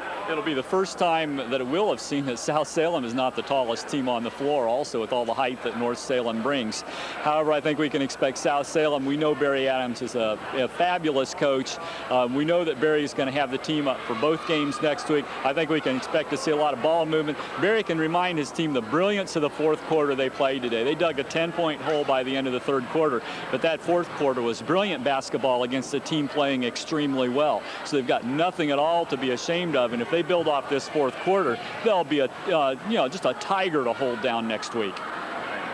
Well, Alan, one other thing I do want to say, and especially when we have you on camera here, it's been a pleasure working with you. I don't know if the people in this community realize how much you've meant to the community in terms of your vision of cable television and what it could do.